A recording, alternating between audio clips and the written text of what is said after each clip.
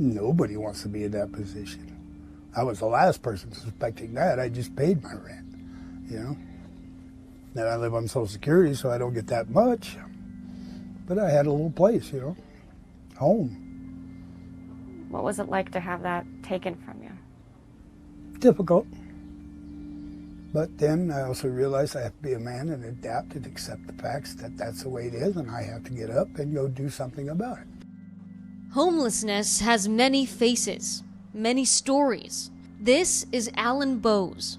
I was living in an apartment for 15 years, faithfully passed all my inspections, paid my rent on time, came home one night to a note on the door that said, "Order to quit," which means we had a certain amount of time to just pack up and leave. And when did that happen? November. 31 of us were misplaced. November. So in the middle of the pandemic, you were Yes. left without a home. Yes. The loophole was a month-to-month lease. Alan lives in Denver. Like many cities across the country, it has a large population of people experiencing homelessness that has surged due to COVID-19. We saw a 30% increase in 30%. homelessness during the pandemic. But with the crisis came a commitment to find new solutions. Denver Mayor Michael Hancock supporting an unlikely project. City-sanctioned campsites, deemed safe outdoor spaces, launching in December 2020. You were a little skeptical at first. Why were you skeptical, and then what brought you around to now you guys are expanding this? You know what, I go back to a time as a child growing up. At one point, my family experienced homelessness, and I just didn't find anything humane about encouraging folks to go outdoors.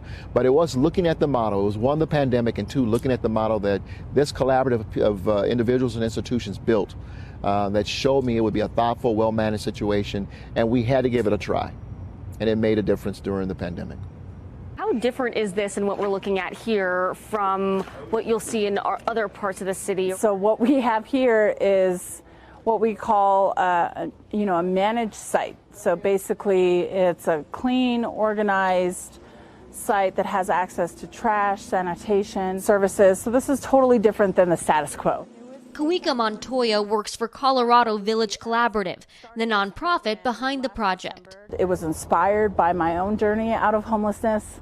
And instead of trying to bring services into unmanaged, unsanctioned camping across the city, we're actually making it a totally different model with staff, with all the service providers coming into one spot. Clean, colorful rows of ice fishing tents provide shelter for all seasons. We have housing navigation, we have employment navigation, we have an outreach doctor, an outreach nurse that comes in, we have mental health professionals.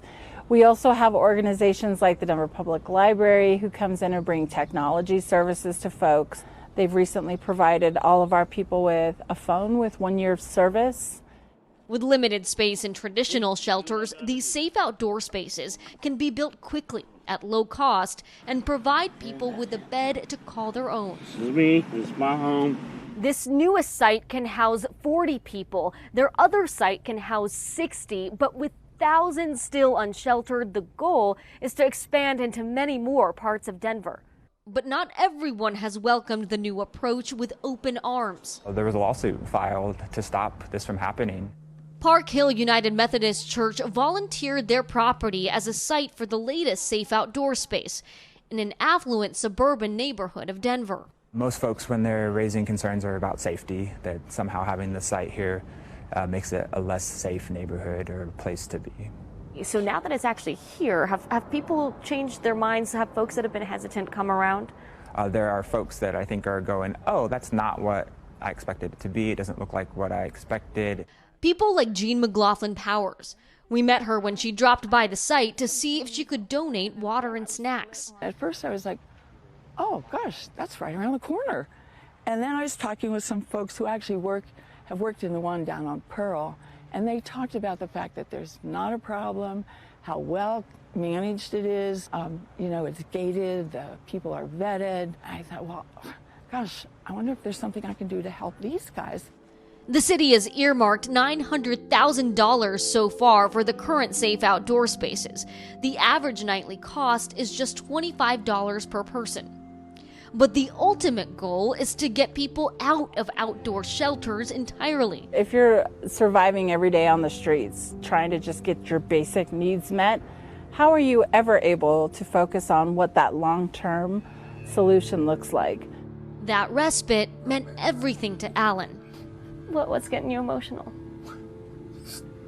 Dealing with it. Sorry.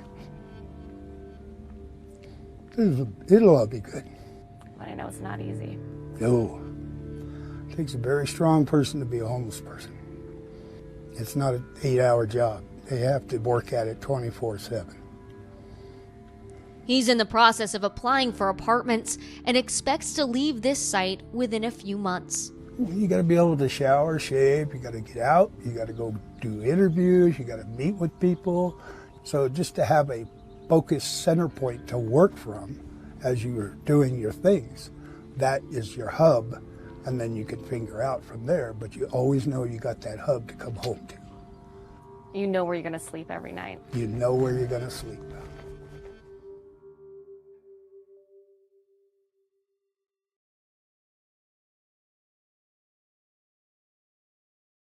Thanks for watching our YouTube channel. Follow today's top stories and breaking news by downloading the NBC News app.